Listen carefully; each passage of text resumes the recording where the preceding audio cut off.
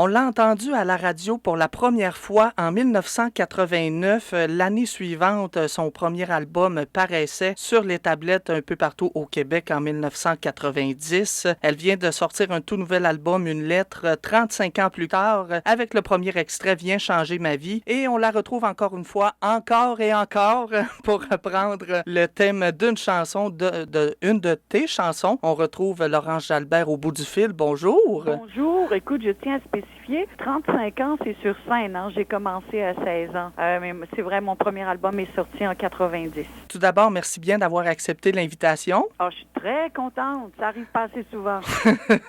La première question, à l'écoute de l'album, on sent pas que c'est un changement de style, mais une approche différente de par les reprises de tes propres chansons.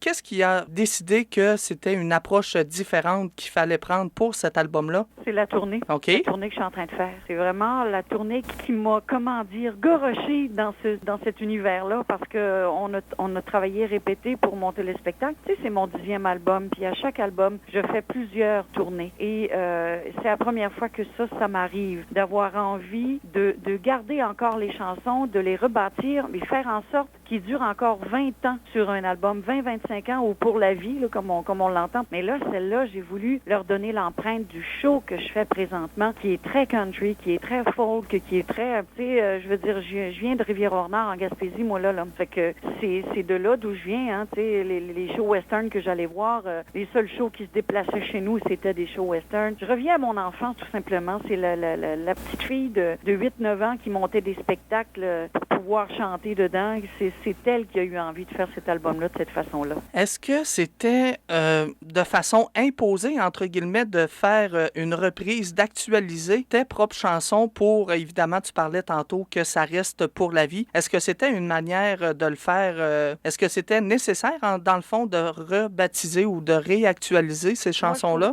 Je trouve que oui. Parce que des chansons, on les fait toujours en show. Hein. Moi, je veux pas, c'est mes chansons, je les fais et je les refais. Et de cette façon-là, j'ai eu envie, comme je te dis, de faire en sorte que ça reste encore pour longtemps.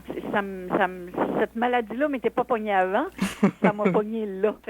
Il fallait que je le fasse. Ça s'est en quelque sorte imposé, je te dirais.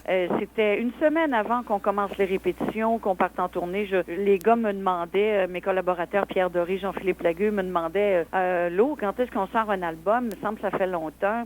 Je dis non, regarde, on donne des shows. Je veux pas, je donne au moins 100 shows par année. Ça fait que je dis on donne des shows, on est bien. Tu sais, moi sur scène, c'est comme si j'étais dans mon salon. Et quand on a commencé la tournée, j'ai changé d'avis. J'ai dit aux gars, c'est garder telle date à telle date, on rentre en studio puis on sort un album à tel moment. Après 35 ans de carrière un peu partout à travers la province, sur les scènes québécoises, est-ce que c'était encore une fois nécessaire d'emprunter ce chemin-là, de se réinventer pour poursuivre la musique? Oui, parce que j'ai des nouvelles. Il y a des nouvelles chansons sur cet album-là aussi. J'en ai pas mal d'écrites, mais moi, je suis mon instinct. Hein. C'est ce qui m'a guidée toute ma vie. C'est ce qui a fait que je suis partie de chez moi à 16 ans et que je suis là aujourd'hui à te parler, que j'ai travaillé sur des scènes un peu partout à travers le monde. Regarde, c'est ma petite voix qui a décidé ça. Comme c'est ma petite voix qui me dit de repartir en tournée, cette voix-là, elle me crie plus fort que ma voix chantée. Et c'est toujours elle qui m'a guidée, elle m'a guidée vers ça. Les nouvelles chansons que j'avais, c'est tout simplement que c'était pas le temps de les chanter. Il y en a 2 que j'ai gardées, qui c'est Une lettre, le titre de l'album, et Vouloir t'aimer, qui est une des belles chansons d'amour que j'ai écrites, je crois, selon moi, là, en toute humilité. Et les autres, ils n'étaient pas dus pour appartenir à ce moment-là. Et ça, je suis très, très... Je suis la directrice artistique de mes albums. Hein. Et celui-là, Depuis tout récemment, je pense. Oui, je suis productrice de ma maison de disques maintenant et j'étais bien avec Audiogramme. C'est une compagnie formidable et j'avais terminé mon contrat et j'étais rendue là dans ma vie. Et la première chanson, le premier extrait, Viens changer ma vie, qui est une reprise de la chanson parue de 1966 qui était chantée par Petula Clark, oui. Color My World. Pourquoi avoir choisi cette chanson-là? Qu'est-ce qui vous a attiré? Parce que c'est une chanson qui fait partie de mon enfance, qui fait partie de mon ADN et que c'est une chanson heureuse. C'est une chanson qui donne envie de regarder en avant. C'est une chanson qui donne envie de bouger. Ça prend des chansons pour faire pleurer. Ça prend des chansons mais ça prend aussi des chansons qui font sourire, des chansons heureuses. Quelque chose qui est up la vie. C'est ça qu'on a besoin présentement. C'est comme ça que je me sens moi. Fait que c'est le premier extrait que j'ai choisi pour faire suite à l'autre chanson que j'ai sortie l'année passée, Je me sens bien auprès de toi. Ça prenait quelque chose d'aussi heureux que celle-là et je pense que je pouvais pas trouver mieux. Tu as également une reprise de la chanson Lucille qui a été popularisée par la star de country américain Kenny Rogers. Oui. Également la chanson, une des chansons qui fait partie du répertoire musical américain, Mr. John B, qui a été popularisée par les Beach Boys. Est-ce qu'on se sent intimidé un petit peu de reprendre ces chansons-là? J'ai fait la première partie de Kenny Rogers l'été passé et j'ai vraiment tripé. C'est une personne formidable. Toute son équipe était formidable et moi puis ma gang, j'avais monté un show country l'été passé. On s'est amusés comme des fous sur cette scène-là et j'ai retenu la chanson. Je l'ai retenue, sauf que je la fais à ma façon, à ma propre façon. Non, je suis pas intimidée. C'est des chansons, c'est qui collent à peu près toutes les personnes qui veulent interpréter ces chansons-là, peut-être? Pardon? Des chansons qui collent, entre guillemets, à toutes les personnes, à tous les artistes qui veulent reprendre ces chansons-là? Bien, à condition de les reprendre avec respect et de pas... moi, mon but, c'était pas de la faire pareil comme lui, c'était de la faire à ma façon. Donc, quand je suis rentrée en studio avec mes gars, avec Hugo Perrault à la réalisation, faut pas oublier, c'est lui qui a réalisé les 2 derniers de Richard Séguin, Pierre Doré, Jean-Philippe Lagueux, on s'est installés tous les 4 et on a lancé la chanson contre le mur, on a pris ce qui retombait à terre et on a travaillé, retravaillé et retravaillé. Ça a été la même chose pour Mr. John B. On l'avait fait carrément presque western au début et après ça, on a tout recommencé. Il y a quelque chose qui clochait, qui nous agaçait. On l'a tout recommencé puis on l'a fait de la façon que tu l'entends sur l'album et je suis très fière de ça. Et reprendre de ces chansons-là, qui fait partie encore une fois du répertoire de la musique américaine, représente évidemment un défi en soi, mais de reprendre de ses propres chansons en courant, il y a également Corridor et Au nom de la raison. Quel genre de défi ça nous impose finalement de reprendre de ses propres chansons? Ah, c'est tellement pas difficile. Non? On s'installe en studio, puis on laisse tout simplement parler les instruments de musique et la chanson elle-même. On écoute le texte, les gars sont très à l'écoute du texte, puis ils se laissent aller sur l'instrument. Moi, je dis, OK, on a la bonne direction, on s'enligne là-dessus, et ça prend quelques jours, 2-3 jours, où est-ce qu'on retravaille encore et encore, et puis on en arrive à un résultat de son, et après, on ajoute des choses. Un violon, un style guitare, mais on travaille vraiment la charpente de la chanson, et ça, déjà, si là, c'est puissant, ben le reste, c'est des ajouts. Il faut pas se tromper dans les ajouts.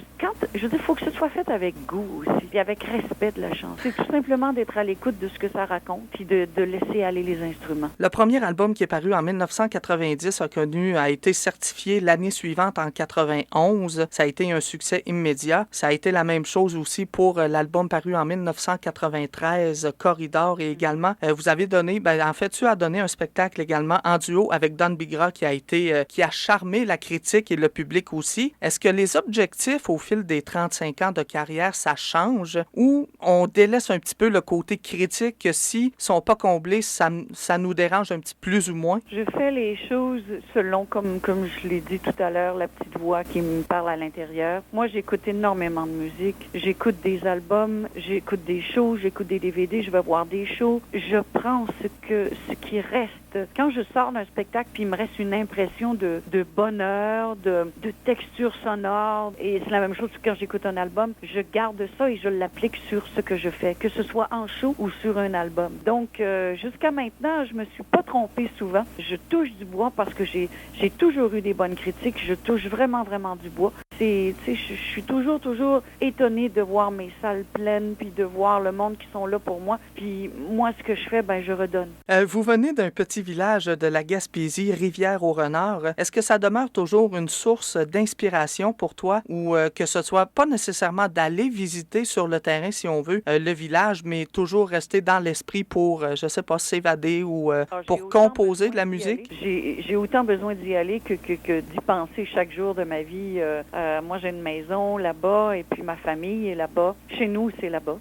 Moi, je viens du bord de mer, puis j'ai besoin de ce rythme-là, j'ai besoin de ces odeurs-là, j'ai besoin du contact de ma famille. Et au nom de la raison, pour reprendre un autre titre de votre palmarès depuis le temps d'années, je vous souhaite un autre 20 ans sur les scènes québécoises à nous faire partager un petit peu les chansons à travers les expériences de la vie, quoi. Et merci bien encore une fois d'avoir accepté l'invitation l'émission. Merci beaucoup à toi. Ça fut un plaisir. Fais des bonjours à tout le monde.